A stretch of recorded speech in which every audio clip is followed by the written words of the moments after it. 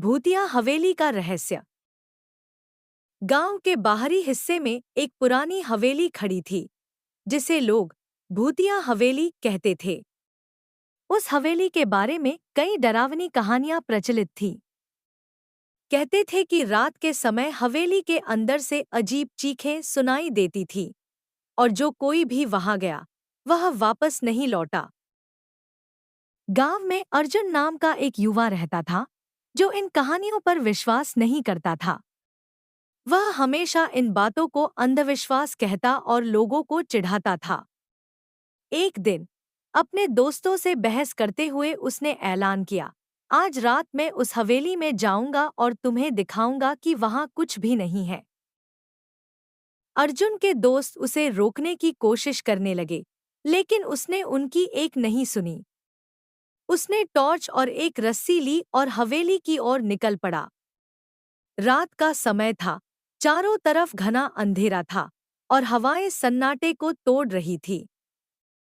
अर्जुन ने डर को अनदेखा करते हुए अपने कदम तेज किए। हवेली के पास पहुंचते ही उसे अजीब सी ठंड महसूस हुई। हवेली का दरवाजा आधा खुला हुआ था और अंदर से धीमी धीमी सिसकियों की आवाज आ रही थी। अर्जुन ने हिम्मत जुटाई और अंदर कदम रखा। अंदर का माहौल बेहद डरावना था। दीवारों पर जाले लगे थे, फर्श पर धूल जमी थी और हर कोने में अंधेरा पसरा था। अर्जुन ने टॉर्च चालू की और इधर-उधर देखने लगा। उसने देखा कि एक पुरानी सीढ़ी ऊपर की ओर जा रही थी। उसने सोचा कि ऊपर जरूर कुछ राज होगा। जैसे ही वह सीढ़ियां चढ़ने लगा, उसे लगा कि कोई उसके पीछे चल रहा है।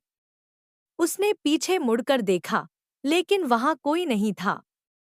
ऊपर पहुंचकर उसने एक बड़ा कमरा देखा।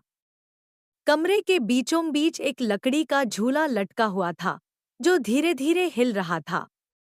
अर्जुन ने झूले के पास जाकर देखा, तो उसमें खून के धब्बे थे। अचानक कमरे का दरवाजा जोर से बंद हो गया। काली हवेली की रहस्यमयी कहानी।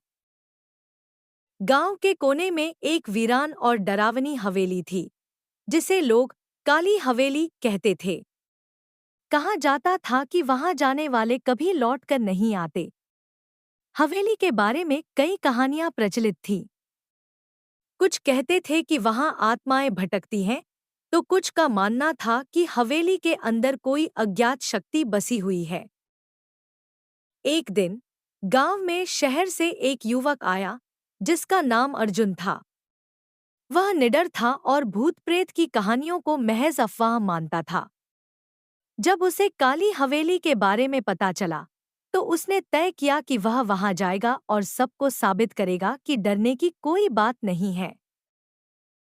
गांव वालों ने उसे रोकने की बहुत कोशिश की, पर अर्जुन नहीं माना।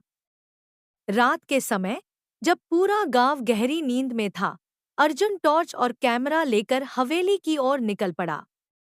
हवेली तक पहुंचते ही उसे अजीब सी ठंड महसूस हुई। चारों ओर सन्नाटा था, सिर्फ झींगुरों की आवाजें और हवाओं की सरसराहट सुनाई दे रही थी। हवेली का दरवाजा जंग लगा हुआ था, लेकिन अर्जुन ने उसे धक्का देकर खोल दिया। अंदर कदम रखते ही उसे धूल और सड़ांध की गंध आई। दीवारों पर पुरानी पेंटिंग्स टंगी थीं, जिनमें खून के धब्बे दिख रहे थे। अर्जुन ने कैमरा चालू किया और जगह-जगह की तस्वीरें लेने लगा। अचानक उसे ऊपर की मंजिल से किसी के चलने की आवाज आई। वह थोड़ा चौंका, लेकिन खुद को संभालते हुए सीढ़ियों की ओर बढ़ा। सीढ़ियां चढ़ते समय उसे महसूस हुआ कि कोई पीछे से उसे देख रहा है। उसने पीछे मुड़कर देखा, लेकिन वहां कोई नहीं था। ऊपर पहुंचते ही उसने देखा कि एक बड़ा कमरा है, जिसमें एक पुराना झूला झूल रहा था। अर्जुन ने जैसे ही कमरे में कदम रखा, झूला रुक गया। तभी पीछे से दरवाजा जोर से बंद हो गया। अर्जुन ने डरते हुए दरवाजा खोलने की कोशिश की, लेकिन वह टस से मस नहीं हुआ।